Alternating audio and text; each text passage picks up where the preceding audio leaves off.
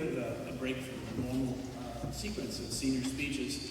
About a month and a half ago, we had the induction ceremony for Mr. White as the new head of school, and one alum from many, many years ago could not make it from out west, and he called and asked if he could come and speak to the community today.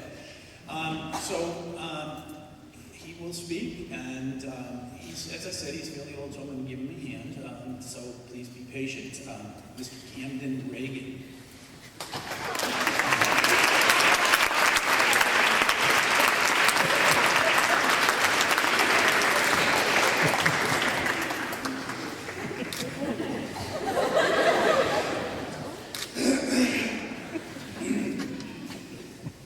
Thank you, Mr. McMahon. I was happy to receive a letter from your newest head of school, inviting me to return to this fine institution to deliver this speech. I graduated from North Yarmouth Academy in 2012, nearly 60 years ago. Nowadays, I'm living in Colorado in a small mountainside cabin where I have retired. When I heard that I needed to fly back to New England, I called up my son, Ronnie. He lives a few towns over. He drove me to the airport and assisted me in my travels. When I attended this school and gave my senior speech so many years ago, never did I think that I would ever have to be back up here again. But here I am, and so much has changed since the last time I stood at this podium. But I'm not here to talk to you about life since high school. I simply want to give you all a flavor of what my high school experience was back in 2012. If NYA students are like they used to be during senior speeches, you are all probably thinking, how long is this old geezer going to talk for? However, I would like you all to just take a moment to reflect and think about how you will remember your childhood. Because coming from an old man like me, those were the best days of my life. I wish you all could have known me back in high school. As you sit there looking at this mellowed out, decrepit figure, you couldn't imagine what I would have looked like in my prime. I'll give you an honest idea. My senior year, I was around 5'11", brown hair and blue eyes. I was skinny, but fit. From what I recall, I had raging facial hair, which brought fear into the eyes of even my fastest competitors. I had a real passion for excellence, which often took me deep over my head. I knew how to work hard, but I admit I knew how to take it easy. For me, my time at NYA was fun and memorable. I had a good group of friends, but I could talk to anyone. I remember laughing a lot, mostly at my own jokes.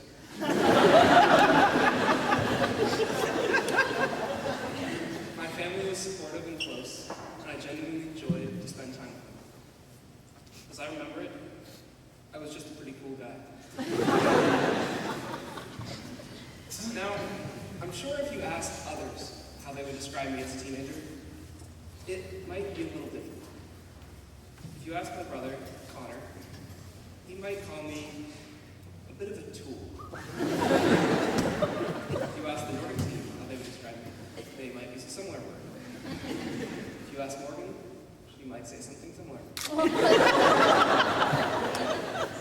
Among my close friends, the word tool was not an insult. Rather, it was actually more of a term of endearment. For me, being identified as a tool by so many people back in high school allowed me to feel almost more included and well understood. It made me confident that people were not afraid to joke around with me, and in this way, they genuinely enjoyed my presence. If someone called me a tool, then I knew I was comfortable enough to call them a tool back. Unless, of course, it was a teacher. As I said, I greatly enjoyed the relationships I created at NYA.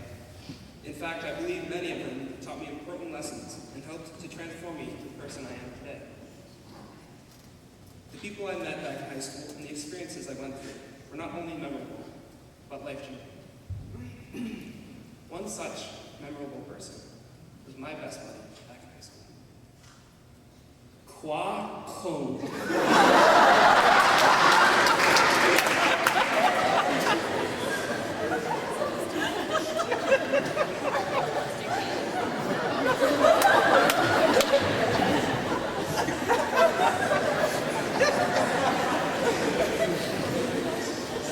of you may be wondering, I thought Mr. K was that crazy math teacher who used to hit kids with meter sticks.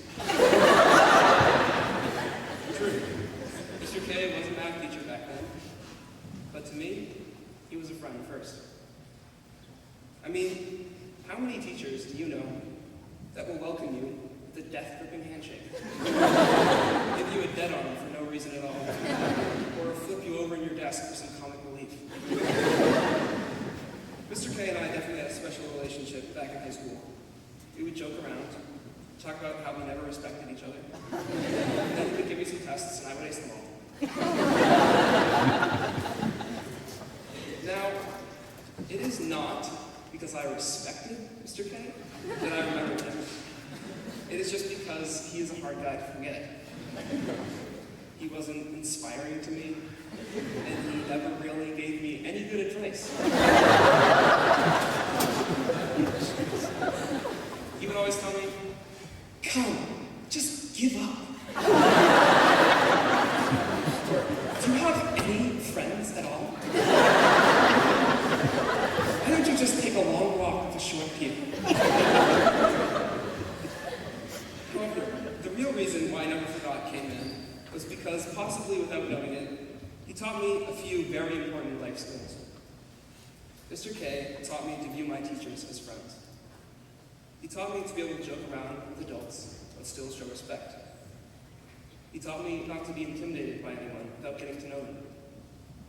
He also taught me how to use sarcasm very well.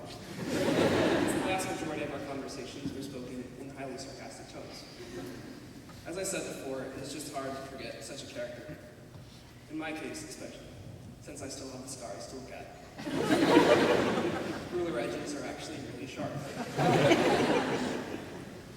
Despite Mr. K's beliefs about my personal life, I did have other friends. One such was my second best friend to Mr. K, Robert Field.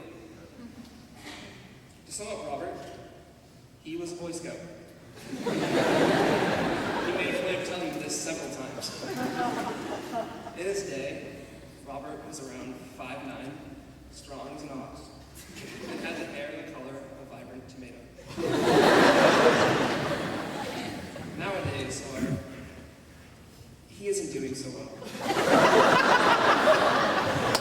As he looks just like his father, Fred Field, has unfortunately developed his same sense of humor. However, over the countless, almost obsessive hours I spent with Robert for 4 years of high school, I have realized that we have a lot in common. We both share passions for similar activities, have similar standards for what is right and always strive to do our best.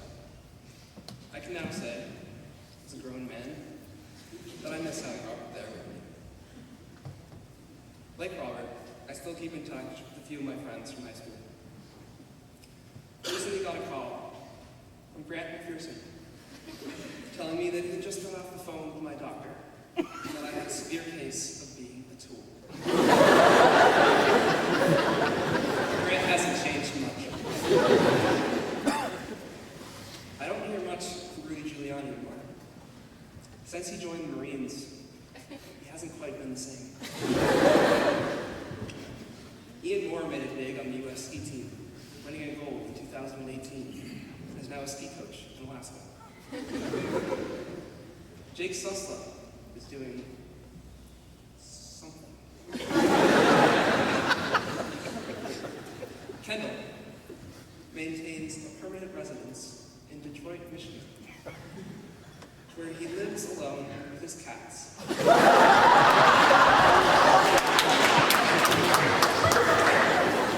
And greets the paper delivery boy with a warm smile every day.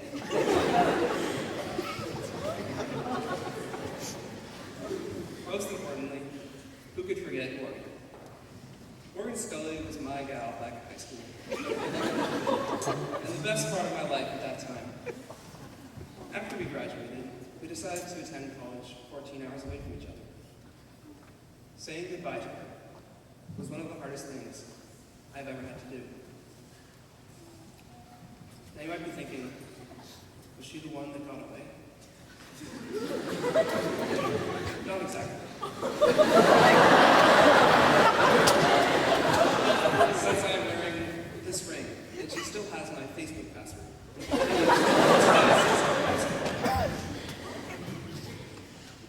Beside the important relationships I created during my high school years, one more very important thing stands out in my mind.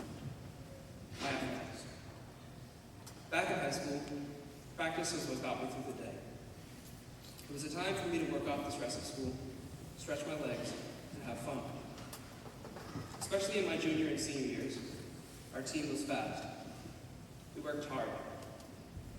For 4 years of high school, we trained year-round, 6 days a week, in order to win 2 consecutive state championships in cross-country running and skiing.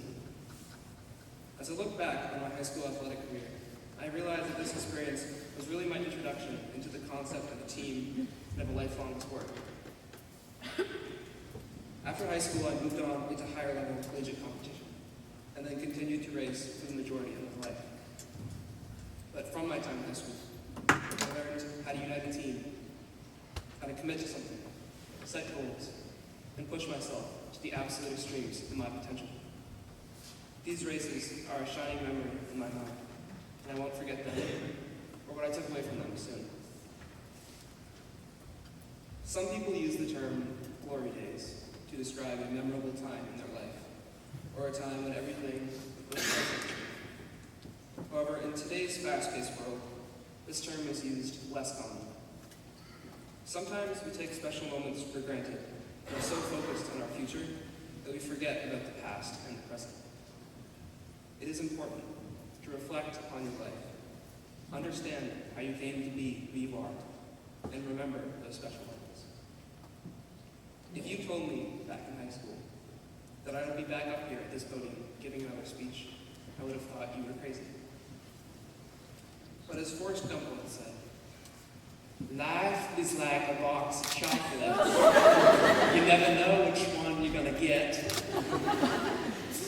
Life takes you on a wild ride, with ups and downs, sharp turns, and very fast things. No one can predict the future.